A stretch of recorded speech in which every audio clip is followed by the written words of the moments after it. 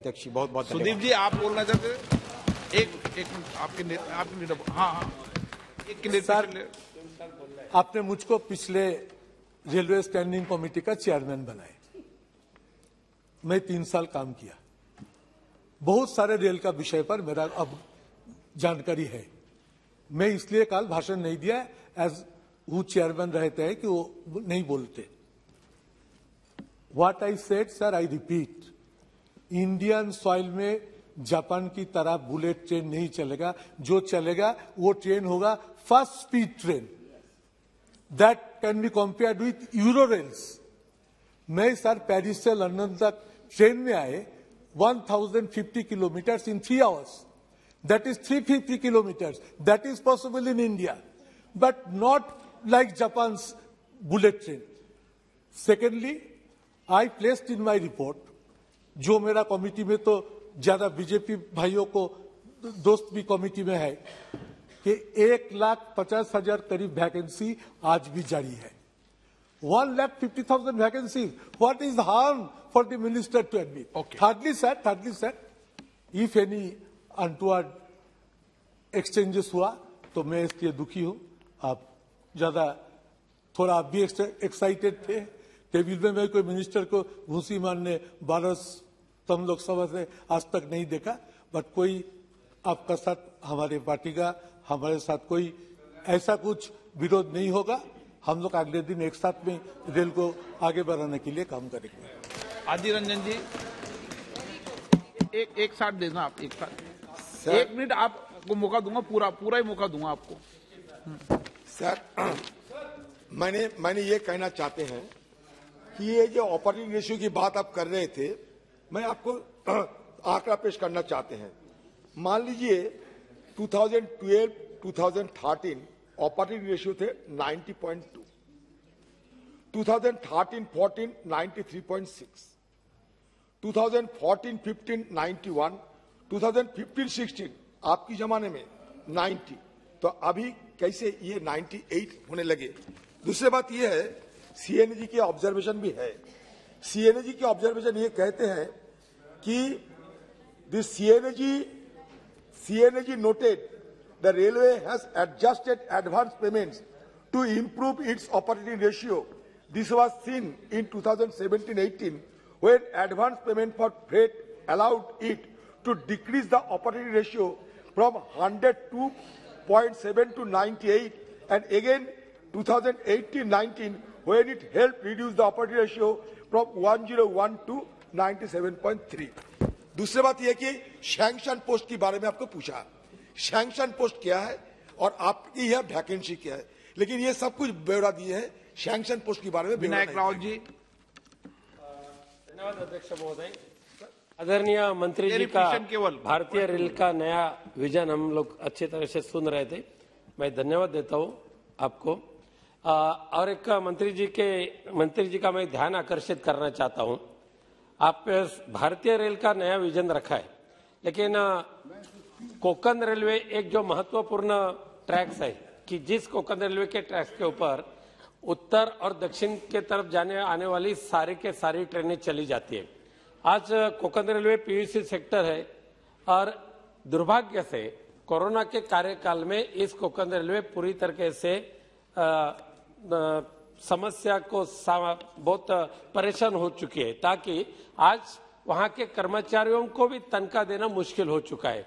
अध्यक्ष महोदय जी, मैं आपके माध्यम से मंत्री महोदय जी से कहना चाहता हूं कि कोंकण रेलवे ये भी एक भारतीय रेलवे का एक पार्ट है। तो क्या आपके रेलवे बजट से भारतीय रेलवे के माध्यम से कोंकण रेलवे को भी आर्थिक सहायता देने का भविष्य में कुछ विचार करेंगे? साथ साथ में और ध्यान आकर्षित करना चाहता हूँ। एक जैसे कि हमारे एक साथी राहुल और श्रीकांत जी ने बताया था कि मुंबई में कई ऐसी ट्रेनें चालू हुई है, लेकिन उनके फेयर इतने बड़ी है तो आम आदमी उसका फेयर बर्दाश्त नहीं कर सकते। भविष्य में मुंबई सबअर्बन के प्रवासियों को एक ऐसी ट्रेन का प्रवास करने के लिए सहूलियती दरों से टिकट उपलब्ध करने की क्या सरकार के माध्यम से कुछ नीति है क्या? कल्याण जी, आप ये कहेंगे कि ऐसा व्यवहार नहीं करूंगा सदन में? आप ये कहोगे ना मैं ऐसा व्यवहार नहीं करूंगा सदन में, ये कहने के लिए खड़े हो ना आप? क्या सर? आप सदन की मर्यादा को बनाए रखोगे, मर्यादा नहीं तोड़ोगे। ये हाँ सर, बोलने दीजिए। मर्यादा पालन करना सिर्फ मेंबर का नहीं, आप मसीह का उनको सीनियर आदमी है। मर्यादा पालन करना सिर्फ मेंबर का नहीं, मंत्री का भी रिस्पॉन्सिबिलिटी होता है। हाँ। लेकिन sir, with great respect I tell you, always आप सब बार हर बार मेंबर को रिमाइंड कर देता है, आप कभी मिनिस्टर को रिमाइंड नहीं करते। चलिए ठीक है ना, यही है डिफरेंस। तो स्कूल को भी रिमाइंड कर देंगे। सर हम दोनों चीज, एक चीज बोलेंगे दोनों second. Number one is this, under the railways act there is a provision that railway is having the power to acquire the land and to pay the compensation, fair and compensation. In 2000, yes, this is the provision in the act, either section 80 or something. Now, I may be quoting the wrong, incorrect section, but section is there.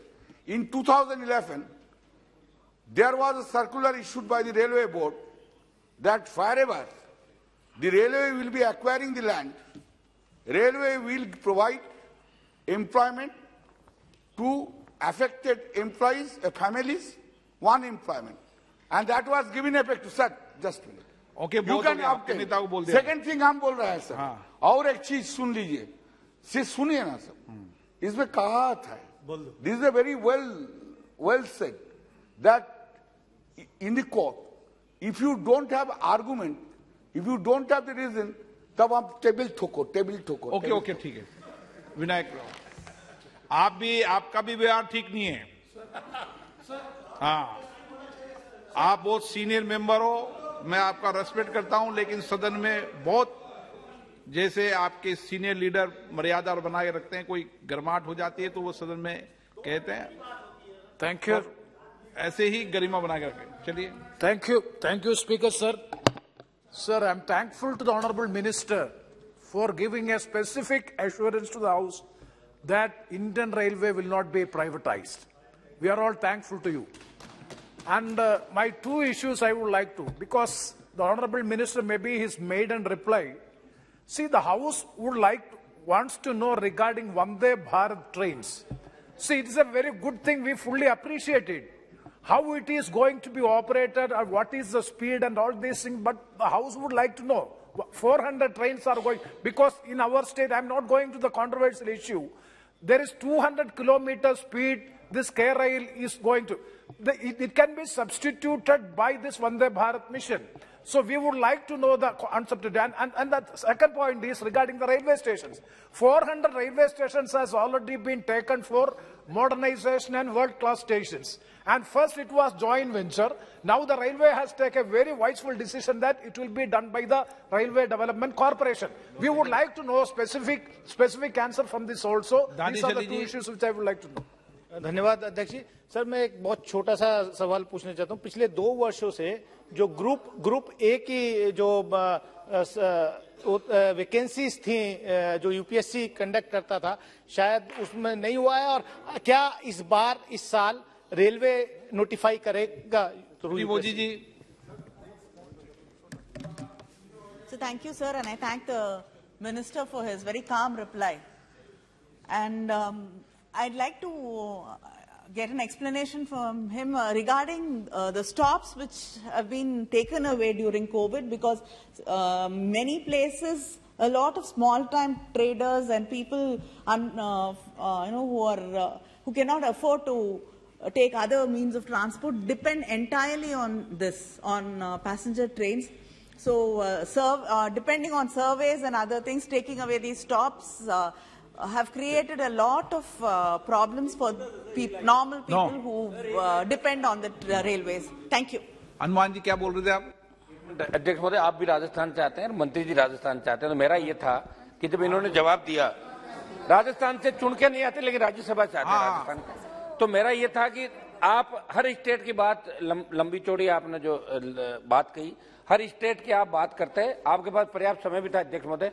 और एक आपके माननीय सदस्यों ने एक बात की थी, कोरोना से पहले जो रेल के स्टॉपेज थे आप उन सबको बहाल करें, और एक फलोदी जो मेरे संसदीय क्षेत्र में फलोदी से नागौर, नागौर से डीडवाना इस नई रेल को चलाएं आप मंत्री।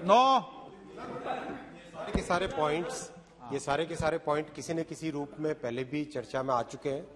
इनको भी इस कंपाइलेशन में लेके इन सबका जवाब दूंगा अध्यक्ष जी। और मैं शेष में टेक्निकली जो कहना होता है, I request honourable house and all the members to approve the demand for grants. अध्यक्ष जी, अब मैं रेल मंत्रालय से संबंधित अनुदान की